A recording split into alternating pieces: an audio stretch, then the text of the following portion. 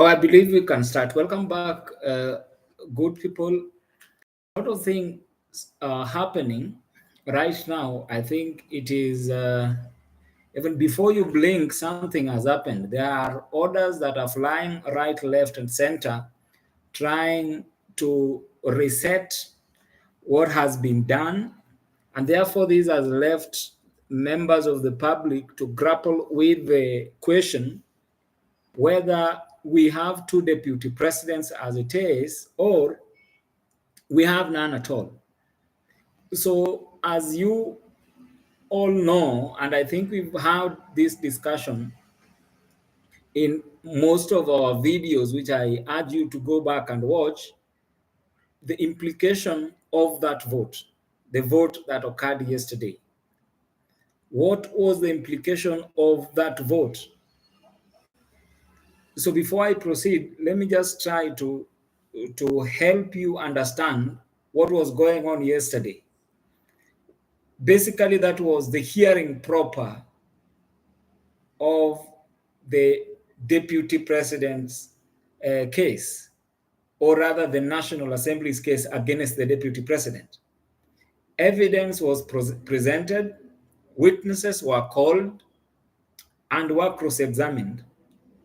Then at some point in the afternoon, when it was expected for the deputy president to take the stand, then his counsel, Senior Muite, informed the Senate Speaker that he could not reach his client. They were given then up to 5 to go and find him. Later on at 5, he informed the Senate that his client was had been taken ill because he required some medical emergency and had been admitted at Karen Hospital. So then the Senate was at a crossroad on what to do. Then what follows were arguments following the application by Senior Muite to have the Senate defer the defense or the cross-examination of the Deputy President, Rigathi Gachagua, now immediate former Deputy President, to Tuesday next week. So the arguments which were brought by the Council for the National Assembly were that the time for dealing with the issue at hand was 10 days. And they argued that it was a constitutional timeline. So, however, I do not agree personally with that kind of reading of the Constitution, that the hearing ought to have taken strictly 10 days to be completed. There is nothing like that in the Constitution. But I believe they are reading so much into what the Constitution actually provides. So in my view, there is no timeline with respect to how much time the hearing should take. But nonetheless, that is where we found ourselves in. And that was the argument that was basically presented to the Senate. And the Speaker took time, went, and came back with a ruling based on those submissions by counsel. So what followed after, because there was a proposal, a motion to move the hearing to Saturday, then I think it was quite a good move by, rather I would say a tactical move by the Speaker of the Senate, because he knew that if he makes the decision by himself, then it would put him in some sort of a corner or political clash, I think, with the powers that be. So then he opened it up to the plenary to discuss and vote on. Somehow, I thought they were going to give the deputy president some time, but they voted to proceed with the hearing. Then, quite interestingly, I did love the arguments that was brought by uh, Advocate Gumbo, that the deputy president had his documents, including replying affidavit, filed. Replying affidavits are basically evidence. And therefore, if anybody was to be prejudiced by the deputy president not taking the stand, it was the National Assembly, because they would be foregoing the right to cross-examine him based on his averments in the replying affidavit. So basically, his evidence was accepted as it is, more or less without challenge.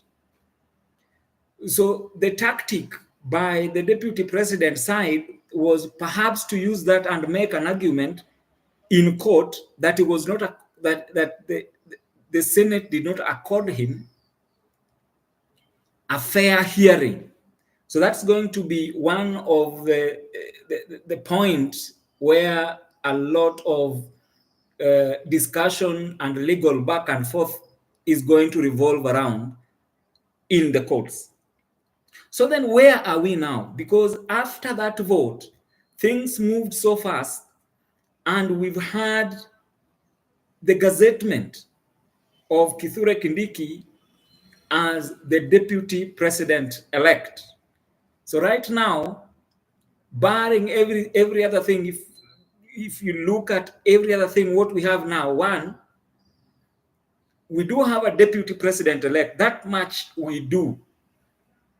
Others, however, are arguing that by dint of the orders that have come out, staying the implementation of the impeachment, then that means we have two deputy presidents, or are likely to have two deputy presidents, if they proceed, or the government proceed, to have Professor Kindiki sworn in formally as a deputy president. So then, where truly are we, and what is the implication of those orders? So if you read the orders which came, I think the one which came earlier, it speaks about stopping the implementation of the impeachment or that outcome. So I need you to understand two things. Because if you read Article 145(7), there is an immediate implication that comes into being upon that vote being taken. And that implication is that the deputy president ceased to hold office. Then that office remains as it is, vacant. So then when he was going to court, he was going to court as an ex-deputy president.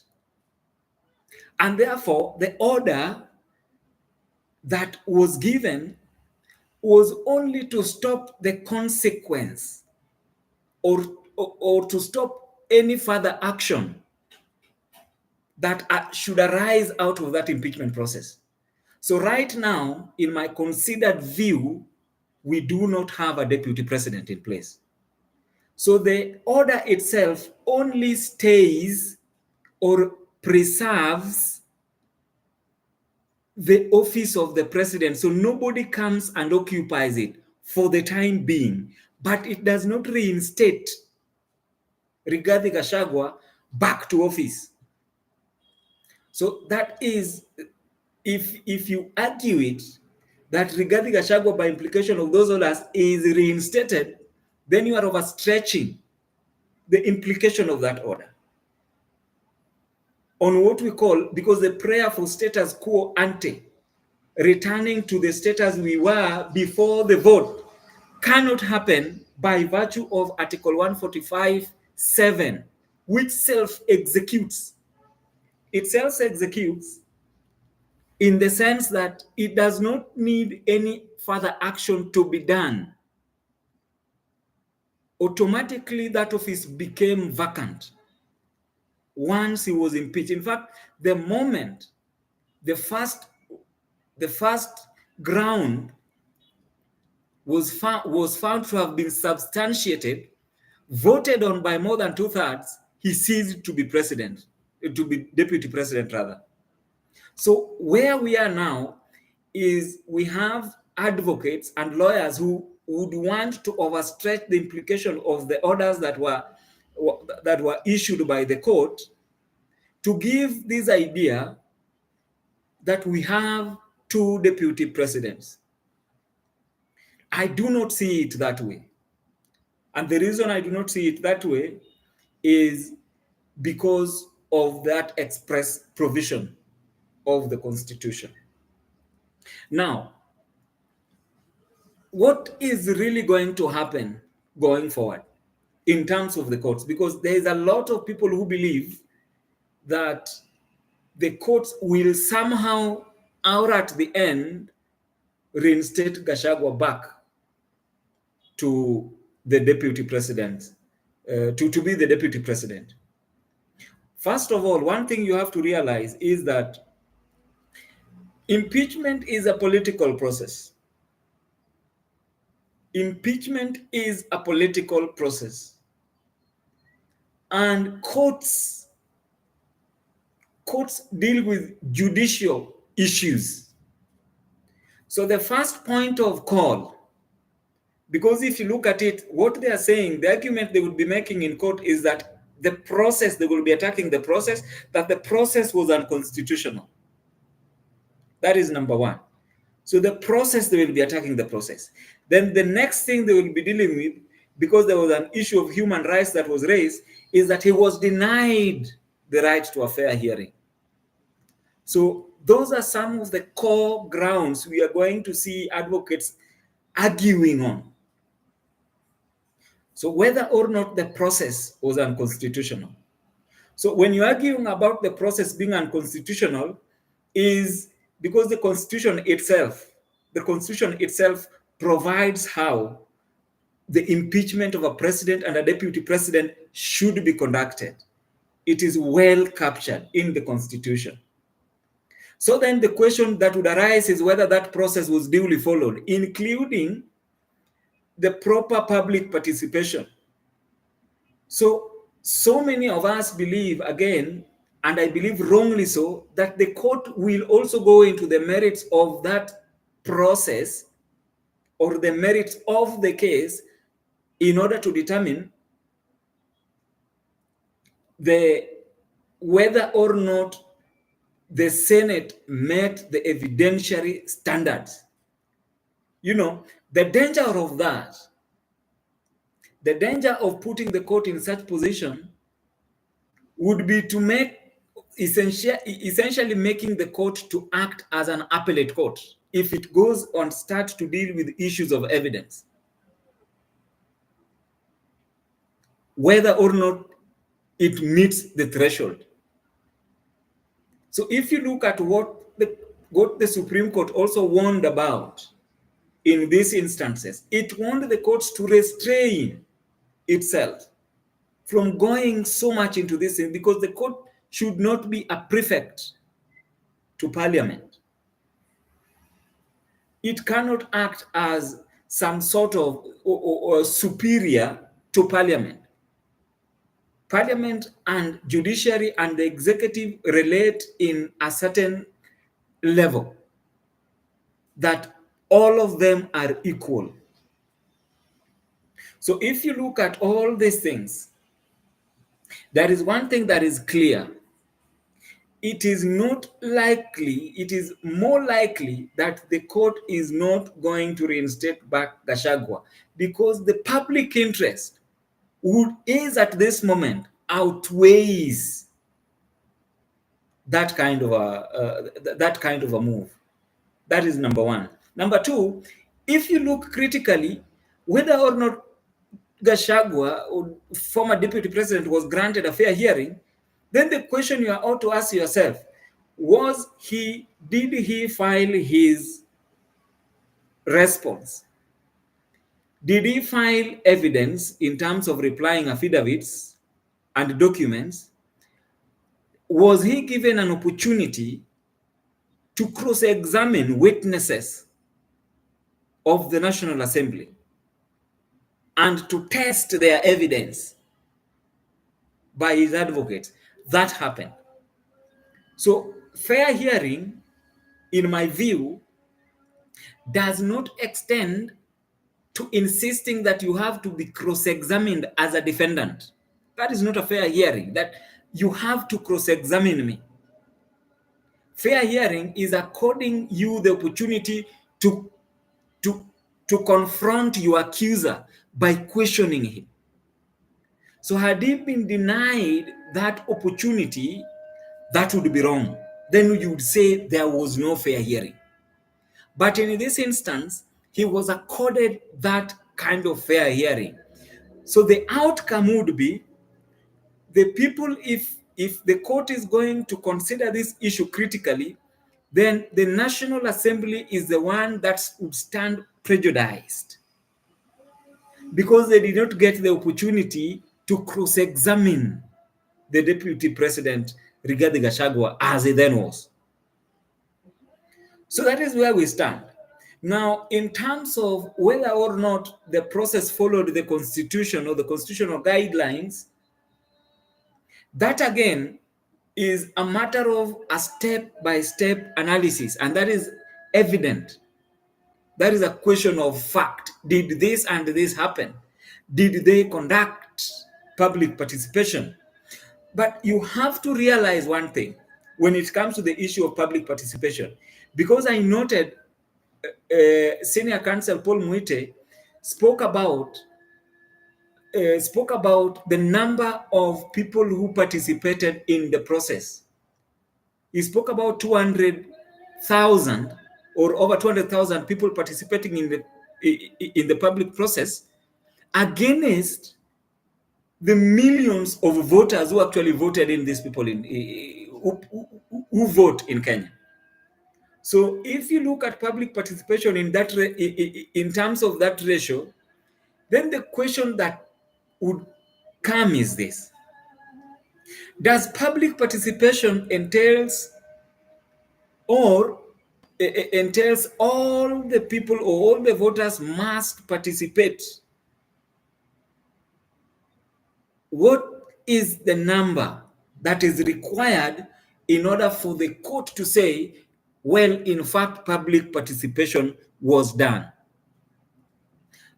So because if we go by saying that all people have to participate in public participation, then essentially we are saying that not really saying, but essentially we would be saying that it is some sort of a referendum. Public participation cannot be used as some sort of a referendum. So the issue is, and I believe this is what the court will be looking at, did the process substantially conform with the Constitution?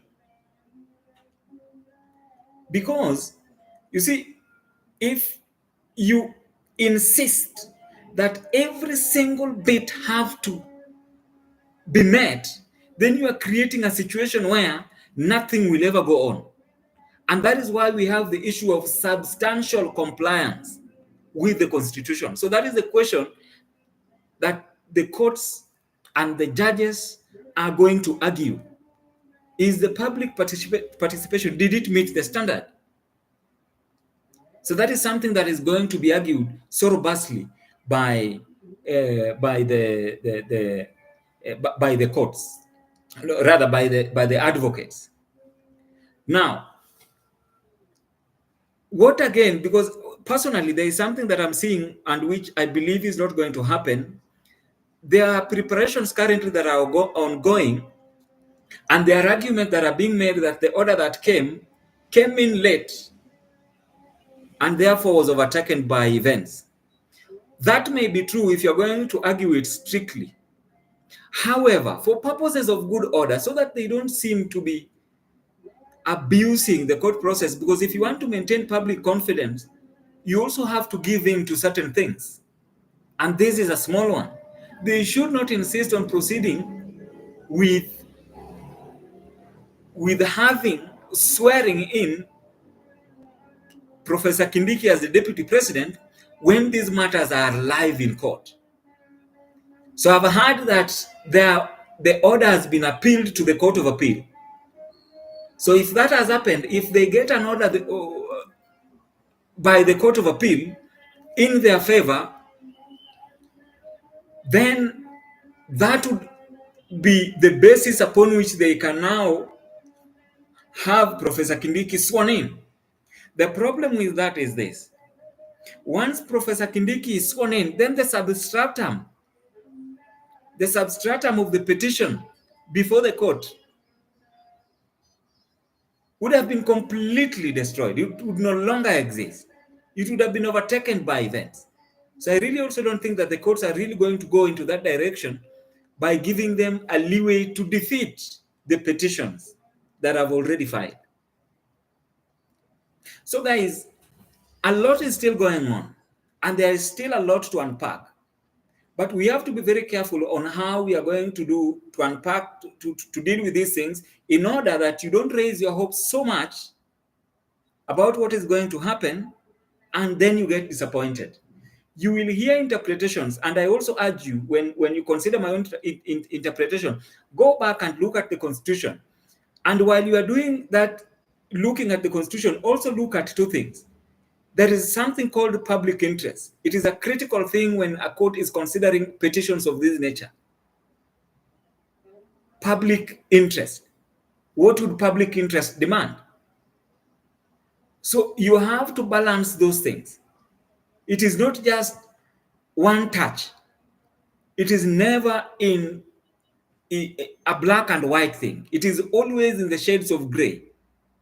I've seen so many people saying that BBI was, kicked off by the courts. You cannot argue along those lines, because the context and the circumstances are entirely different. That was a document with legal implications. What we have now is a person who has been impeached. So those are entirely different arguments. So do we have a situation, because I don't know whether this would come, I don't know what the courts would decide, but I'm really open to seeing how the courts are going to navigate all these legal issues and come to a finding that is acceptable to a larger majority of Kenyans. And when I speak about a larger majority of Kenyans, I don't speak about maybe 50 plus 1. No. I'm speaking about maybe over 70 or even over 80% of Kenyans agreeing with it, so that everybody feels content. So, back to the question that we had. Do we have 2 deputy presidents or just 1? I'd love to know what you think. Whether or not we have a deputy president or 2 deputy presidents or none at all. Do leave a comment in the comment section. Also do subscribe to this channel and share our videos. I also urge you, if you are a new viewer, do kindly urge others and share this. We provide really educative videos on the Constitution and whatever is going on in the country right now. You are to go to channel when you want to have a candid conversation. We are open to hearing from you. Thank you very much. Have a lovely evening.